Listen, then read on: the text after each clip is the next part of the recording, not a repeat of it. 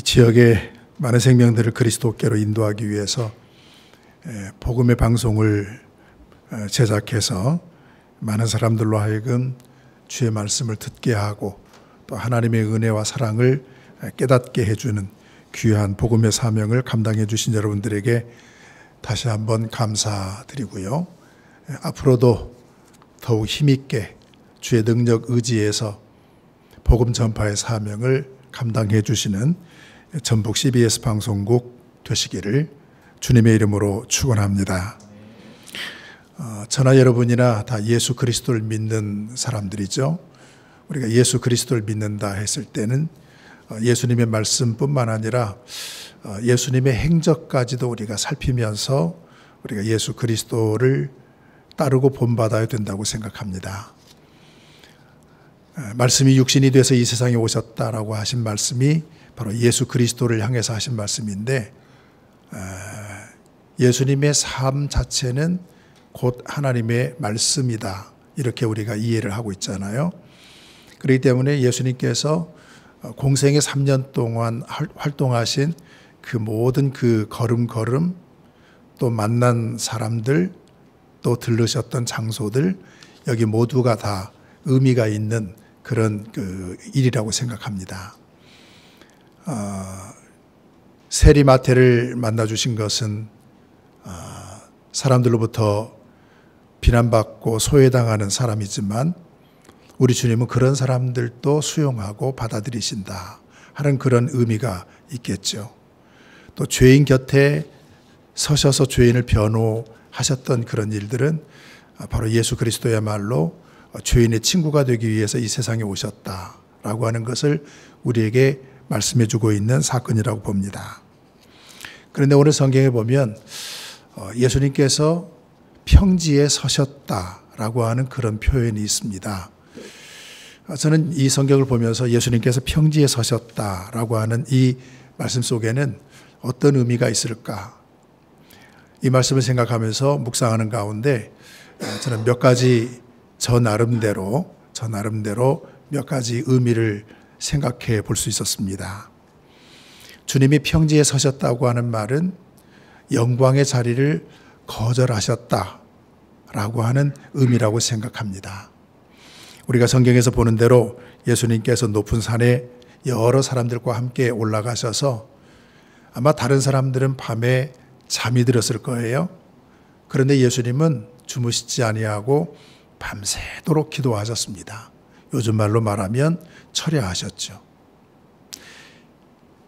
주무시지도 아니하시고 밤새 기도하시면서 하나님의 영적 능력을 힘입는 그런 시간이었습니다.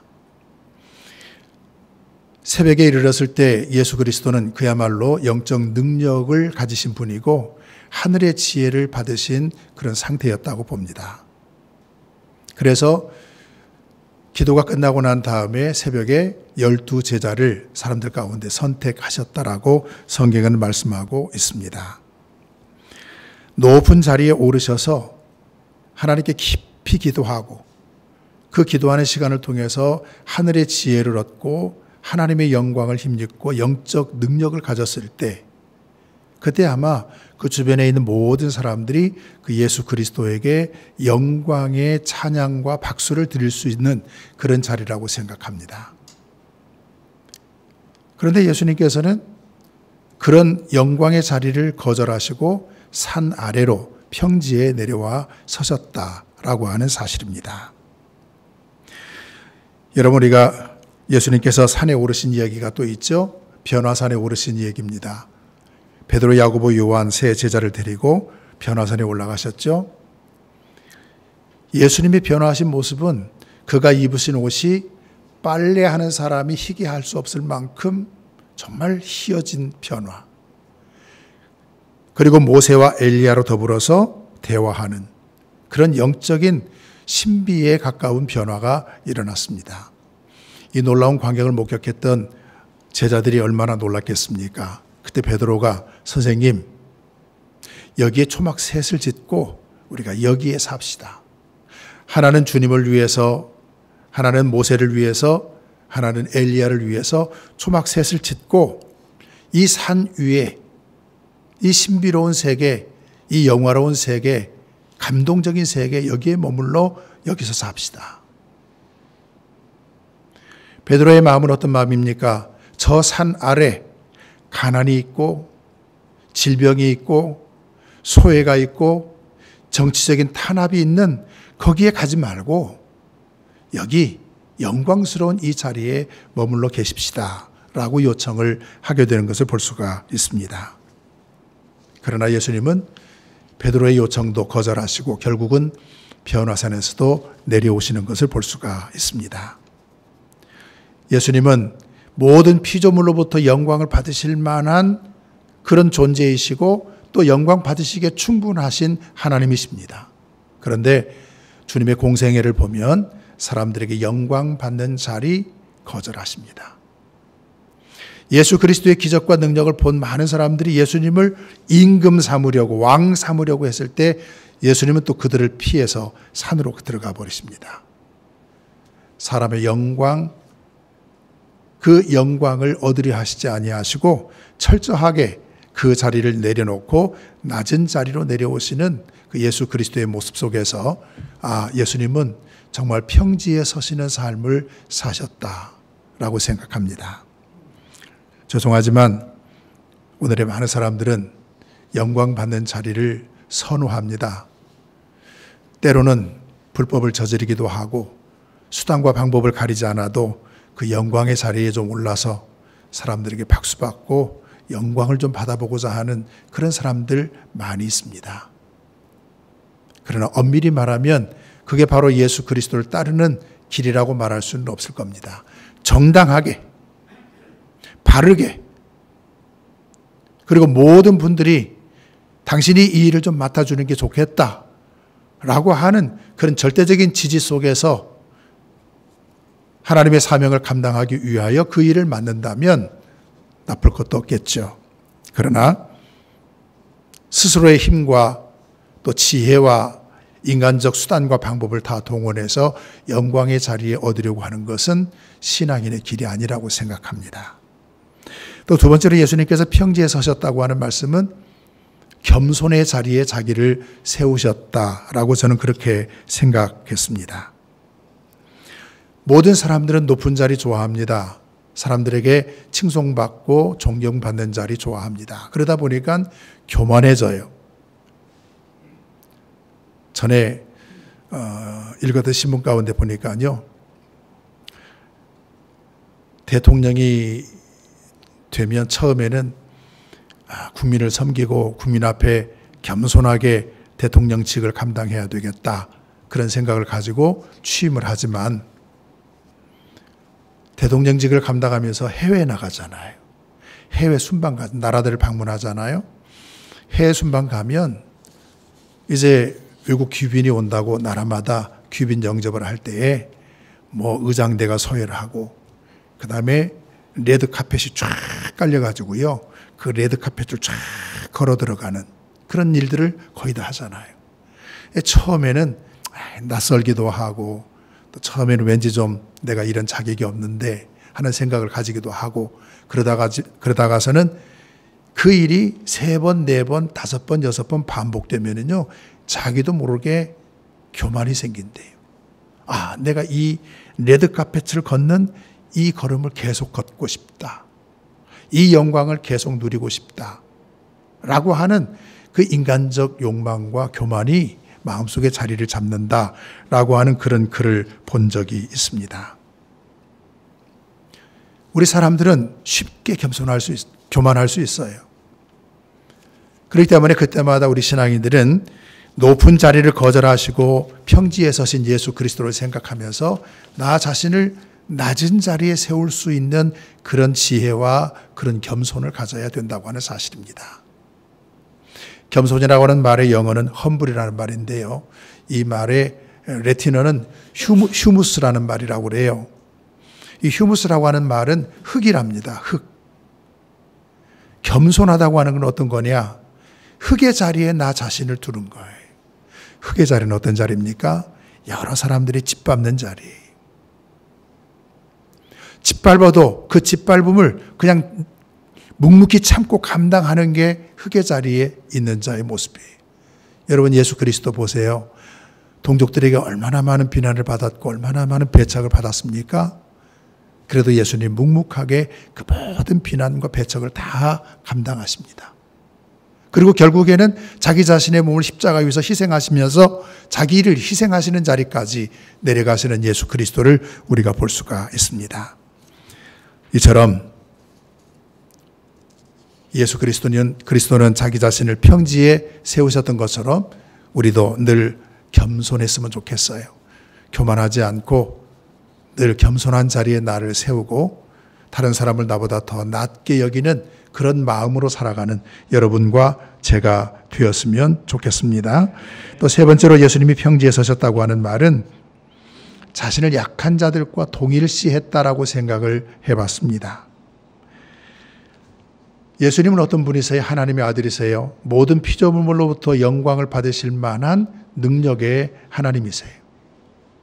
그 하나님이 이 세상에 오셨는데 지금 여기 산에서 기도하시고 평지에 내려와서 보니까 내려와서 주변에 있는 사람들이 어떤 사람들이었어요?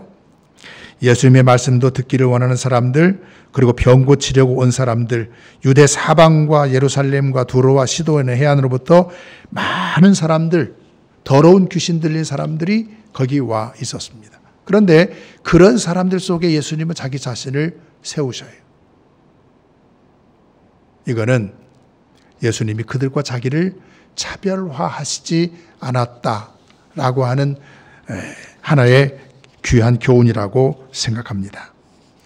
거룩하신 하나님이시지만 인간들과는 상대하기도 어렵고 같이 하기도 어려운 그런 분이셨지만 예수님은 자기 자신을 그들과 함께 세우시면서 동일시했다고 하는 사실입니다. 성경에 보면 차별하는 게 큰 죄라고 우리 주님이 가르쳐 주시지 않았습니까? 누가복음 18장 9절에서 14절까지 해서 예수님은 바리새인과 세리의 기도 비유를 예로 들어서 설명을 합니다. 세리는 성전에 기도하러 들어가서 한쪽에 가서 엎드려서 감히 고개도 들지 못하고 하나님께 고백하는 말이 무슨 말이에요? 하나님, 나는 죄인이로소이다. 하나님, 나는 죄인입니다. 감히 고개도 들지 못하고 죄인된 자기 자신의 모습을 하나님 앞에서 보면서 안타까워하는 세리의 모습. 그런데 바리새인의 모습은 어떻다고 그랬습니까? 바리새인은 성전에 들어와서 앉지도 않고 무릎도 꿇지 않고 서서, 그리고 우러러 하늘을 바라보면서 고개를 들어 하늘을 바라보면서 하나님, 나는 저 세리와 같지 않습니다. 나는 11조도 드리고 나는 구제도 하고 나는 율법을 지키는 사람입니다. 그래서 나는 저 세리와는 다른 사람입니다. 이 비유를 주님께서 예로 말씀하시면서 이 두 사람 가운데 어떤 사람이 주께로부터 의롭다 인정함을 받았느냐? 바로 세리가 의롭다라고 인정함을 받았다는 거예요. 바리새인은 의롭다고 인정함을 못 받았어요. 바리새인은 오히려 주님의 책망의 대상이 됐어요. 외식적인 그들의 행위를 우리 주님은 신랄하게 비판하고 계시는 것이죠. 오늘 우리 가운데 차별하려고 하는 마음들이 참 많이 있습니다. 저 사람은 나와 달라. 다르니까 내가 상대할 수 없어. 라고 생각하면서 차별의식을 가지고 우리끼리라고 하는 그런 의식을 가지고 사는 사람들이 참 많이 있습니다. 그런데 산 위에서 내려오셔서 자기 자신을 평지에 세우신 예수 그리스도의 모습을 보면서 우리는 이 차별의식을 버렸으면 좋겠어요. 다르면 얼마나 달라요? 차이가 있으면 얼마나 차이가 있겠습니까? 하나님께서 소중하게 생각하시는 모든 생명들이니까 우리가 그 모든 사람들을 사랑하고 수용하는 것이 우리 신앙인의 인간관계라고 볼 수가 있겠습니다. 그래서 차별 없는 삶을 살아가는 여러분 되시기를 바랍니다. 마지막으로 평지에 서셨다고 하는 것에 대해서는 주님은 일하는 자리에 자기 자신을 세우셨다고 저는 생각했습니다. 평지에 내려오셨을 때 많은 병자들이 있었습니다. 그 병자들 우리 주님이 다 고쳐주셨어요. 성경에 보면 자기에게서 능력이 나갔다고 말씀합니다. 그 병자들을 하나하나 상대해서 고쳐주실 때에 주님에게서 있었던 능력이 나갔다고 그래요. 예수님은 하나님의 아들이시고 권능을 가지신 분이시고 또 병자를 치유할 수 있는 능력이 있는 분이시기 때문에 요즘에 어떤 교회들처럼 자기 아픈 데다가 손을 다 얹으십시오. 그리고 목사가 기도하면 그 얹으신 그 아픈 부분이 다 낫는다. 이렇게 해서 기도해가지고 한 번 기도하고 해결하는 방법도 최근에는 사용하잖아요. 근데 예수님은 그러시지 않은 것 같아요. 예수님은 병자 한 사람 한 사람을 각각 만나주시고 그들을 붙들어 주시고 그들의 병을 치유해 주셨고 그래서 자기에게서 능력이 나갈 만큼 힘이 빠질 만큼 환자들을 돌보고 저들을 치료하는 일에 모든 힘을 다 소진하셨다고 하는 사실입니다. 이것은 예수님께서 평지에 서셨다고 하는 말씀 속에는 일하는 자리에 자기 자신을 세우셨다라고 하는 말씀입니다. 성경에도 그러잖아요. 때가 아직 낮임에 우리가 일해야 한다라고 말씀을 합니다. 우리는 하나님께로부터 일하라고 부르심을 받은 사람들입니다. 하나님께서 불러주신 이 시간 동안 우리는 최선을 다해서 일해야 할 것이죠. 아침이 있으면 저녁이 있듯이 인생의 삶 가운데 삶이 있으면 또 죽음이 온다고 하는 것 우리는 너무나 잘 알지 않습니까? 그래서 우리가 활동할 수 있을 때, 일할 수 있을 때 일해야 한다고 하는 사실입니다. 제가 읽은 그 김호식 목사님의 작은 수필집 보게 되면 그 목사님께서 사람에게는 기가 있다고 그래요. 우리 몸에는 기가 있다. 그래서 기치료한다고 하는 얘기들도 종종 듣지 않습니까? 근데 기가 있는데 이 기가 우리 몸에서 일정하게 흐르는 데가 있다고 그래요. 여러분 어린아이들이 막 태어나서 이렇게 걷기 시작하고 막 움직이기 시작하는 아이들이 있잖아요. 어린아이들에게는 기가 어디에 있는 줄 아세요? 어린아이들은 기가 다리에 있답니다. 다리에. 그래서 이 아이들은 하루 종일 뛰어놀아도 다리 아픈 줄 몰라요. 아이들이 뛰어놀고 집에 들어오면 할머니들이 그래요. 야야, 너는 발도 안 아프냐? 다리도 안 아프냐? 이렇게 얘기를 하셔요. 우리 어른들은 조금만 움직이면 다리도 아프고 허리도 아프잖아요. 그런데 아이들은 종일 뛰어놀아도 괜찮아요. 왜? 기가 다리에 있대요. 그러다가 20대, 30대가 되면 기가 생식기로 올라온답니다. 그래서 결혼하게 되고 또 자녀를 낳는 그런 일을 하게 되고 또 이 기가 40, 50이 되면 위로 올라온대. 그래서 소화력이 좋아진다. 소화력이 좋아지고 몸도 나고 체구도 좋아지고 그리고 60, 70이 되면 잘 아시죠? 그때는 기가 입으로 간답니다. 그래서 아무래도 말을 많이 하게 되는 그런 때가 바로 입으로 온 때라고 얘기를 합니다. 그리고 난 다음에 80, 90이 되면 이 기가 어디로 가는 줄 아십니까? 본부장님 아세요? 어디로 가는지? 입으로 왔던 이 기가 80, 90이 되면 눈으로 간답니다.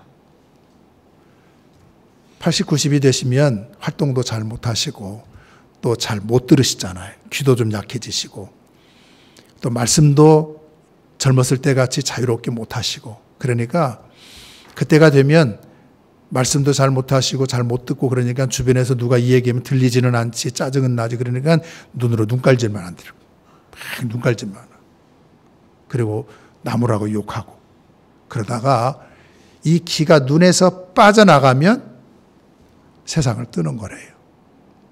그래서 기가 밑에서 이렇게 올라와 가지고 눈으로 와서 눈에서 마지막으로 빠져나간다 그렇게 얘기를 하더라고요. 여러분 나에게는 지금 기가 어디가 있는지 판단이 바로 될 거예요. 바로 될 거예요. 아마 여러분들은 지금 일할 수 있을 때 바로 일할 수 있는 그런 여건을 기가 지금 함께 해주고 있다고 생각합니다. 하나님께서 여러분들에게 일할 수 있는 그런 귀한 시간 주시고 또 육체적인 능력을 주셨을 때 최선을 다해서 일하셔서 주 예수 그리스도의 복음을 더 널리 증거할 뿐만 아니라 하나님께 영광을 돌리고 우리가 예수 그리스도를 따르는 모든 사람들로서 주님처럼 나 자신을 평지에 세운 영광의 자리, 교만의 자리가 아니라 나를 평지에 세우고 겸손의 자리, 그리고 모든 사람들과 함께하는 이런 자리에 세워서 열심히 일하시고 또 하나님께 영광을 돌리는 아름다운 사역자들이 다 되실 수 있기를 주의 이름으로 축원합니다.